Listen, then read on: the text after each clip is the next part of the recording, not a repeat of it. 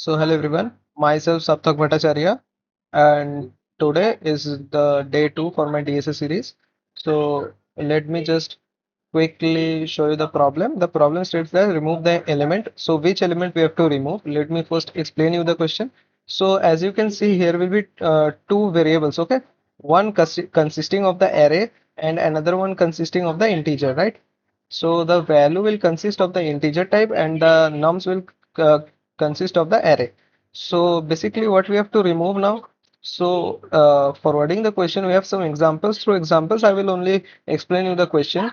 So the example states that nums equals to 3, 2, 2, 3, right? So the value that we have to remove is 3. So now if we remove it, remove the value, means we just remove 3 and 3 from the end. 3 from the front and 3 from the end. How many number of values or elements are there in the array? 1 and 2, basically 2 and 2. So basically two elements are there. So the output will be 2 and nums will become 2, 2. Okay.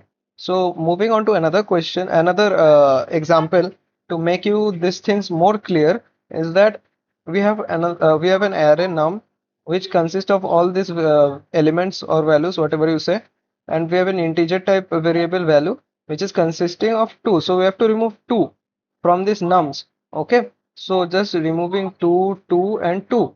So how many values are or how many elements are there now? So here is 0, 1, 3, 0, 4. So basically 5. So the output will be 5 and nums as you can see will be like this. And note another thing is that the the nums can be in any order, right? It should not, it is not mandatory that it should be sorted or not. It can be in any order. So let's move forward with the question. First of all, let me just take an integer k and initialize with 0.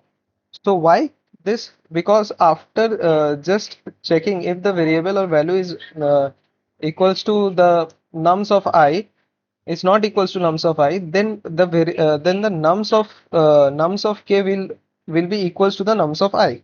Means basically I will just initialize the nums of k with the nums of I. So for that reason I am taking integer type k for 0.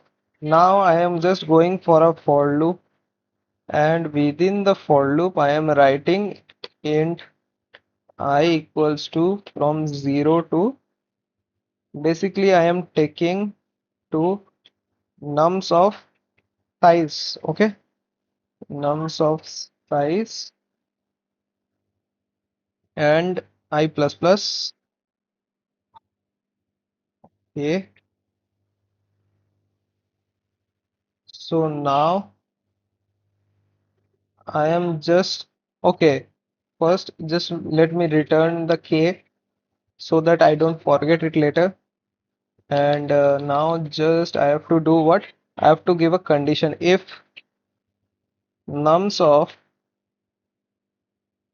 nums of I is not equals to, obviously if it is not equal, then why I will change, right? I will just iterate it. So I'm just going for the if doesn't change, if it doesn't change. Okay, so if it doesn't equals to, if nums of I is not equals to nums is sorry, not equals to value, then what I will do, I will just go forward and write nums of k. Remember the k which I have taken here, k equals to 0, right? So the nums of k equals to 0. So nums of 0 will be, suppose I am taking this one. So nums of 0 will be 3 for now. Okay. So nums of k equals to nums of I. And what I will do, I will just increment the k by 1. Okay. So yeah, I think it should run now. Let's check.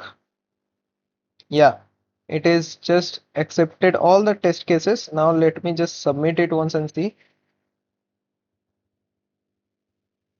Okay, done. So basically what we have done, right? Let me just explain you once again. Just we have taken a variable and just initialized it with 0. Okay. We have we have just then run a basic for loop here to nums dot size. Basically, up to nums dot size, we are less than nums dot size. We are just running a for loop inside, and within the for loop, what we are doing is that we are checking if if the elements within the nums array is not equals to the value. If it is not equal, suppose the value is 3 and the element is 0, it is not equal, right? So what I will do, I will just I will just change the nums of k with the nums of I. Basically, if the nums of I is 3 and the nums of k, basically I have initialized with 0. So the nums of k will be now 0, and I will just increment the k with plus plus, means it was 0, so it will be 1, then it will be 2. Like this, it will go and check around, and after that, when coming outside of the loop, it will just return the k. So I will get the how many variables are within it. Okay, so now just see the acceptance rate. So yeah, it is 100% runtime. So yeah, this was all about the video. Thank you for watching. And if you like, then like, subscribe, and you can comment too.